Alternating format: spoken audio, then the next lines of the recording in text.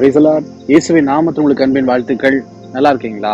இந்த நாளில் ரொம்ப ரொம்ப முக்கியமான ஒரு வார்த்தையோட சந்திக்க வந்திருக்கிறேன்னு சொல்லி பார்க்கலாமா? எபேசியர் 5ஆம் அதிகாரம் 17ஆம் வசனம் 2வது வரியிலே சொல்லுகிறது, கர்த்தருடைய சித்தம் இன்னதென்று உணர்ந்து கொள்ளுங்கள். கர்த்தருடைய சித்தத்தை உணர்ந்து நாம் செயல்படணும். இல்லைன்னா நம்ம ஆசீர்வாதத்தை பெற்றுக்கொள்ள முடியாது. நிறைய பேருடைய வாழ்க்கையில நல்லா ஜெபம் பண்றீங்க, தப்பே சொல்லல. அந்நிய பாஷையில் நிரம்பி, ஆவில நிரம்பி நல்லா ஜெபிக்கிறீங்க, பொருத்தனை பண்ணி ஜெபம் பண்றீங்க, உபவாசம் பண்ணி ஜெபம் பண்றீங்க, பிடிவாதமா ஜெபிக்கிறீங்க. ஆனா நான் ஜெபிக்கிற காரியத்துல, ஆண்டவரே இது உமக்கு சித்தமா, நான் கேட்கிற காரியம் இது உமக்கு சித்தமான்னு சொல்லி கேட்கதான் மறந்துடுறோம். எனக்கு தெரிந்த ஒரு சகோதரி வாழ்க்கையில மிகுந்த போராட்டம், ஆசீர்வாதமே இல்லை.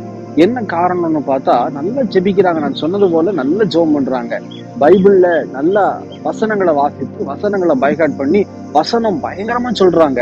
ஆனா தேவனுடைய ஆசீர்வாதம் இல்லை. என்ன காரணம்? ஒன்னே ஒண்ணு, தேவ சித்தம் இன்னதென்று உணராதபடிக்கு, கேட்காதபடிக்கு அவங்க ஜெபம் பண்றதும், அவங்க ஒரு சில காரியங்களை தன்னைத்தானே அமைத்துக் கொள்வதும் தான் காரணம். தயவு செய்து நம்ம ஆசீர்வாதத்துக்கு நம்மளே தடையா இருக்கக்கூடாது. தேவ பிள்ளைகளை, தயவு செய்து இது கர்த்தருக்கு சித்தமானு சொல்லி தேவ சித்தத்தை உணர்ந்து செயல்படுவதில் தாவீதை போல நீங்களும் நானும் காட்சி அளிக்கணும். அப்பதான் கர்த்தர் நம்மை மிகுதியான வகையில் ஆசீர்வாதமாய், பிறருக்கும் ஆசீர்வாதமாய் நம்மை மாற்றுவார், நம்மையும் ஆசீர்வதிப்பார். ஒப்பு கொடுக்கலாமா? கண்களை மூடி.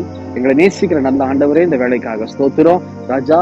ஜெபிப்பது மாத்திரமல்ல, வேத வசனத்தை வாசிப்பது மாத்திரமல்ல, வசனத்தின்படி வாழவும், ஆண்டவர் உடைய சித்தத்தை கேட்டு அறிந்து உடைய சித்தத்தின்படி நாங்கள் ஜெபிக்க வாழ அர்ப்பணிக்கிற பிள்ளைகளை நோக்கி பார்த்து கர்த்தர் ஆசீர்வதிப்பீராக.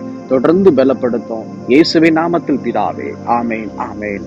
தொடர்ந்து ஜெபம் பண்ணுங்க, நல்லா வேதத்தை வாசிங்க, சித்தத்தை அறிந்து செயல்படுங்க. கர்த்தருடைய ஆசீர்வாதத்தை உயர்த்துவார். எங்களுக்காகவும் ஜெபித்துக் கொள்ளுங்கள். God bless you.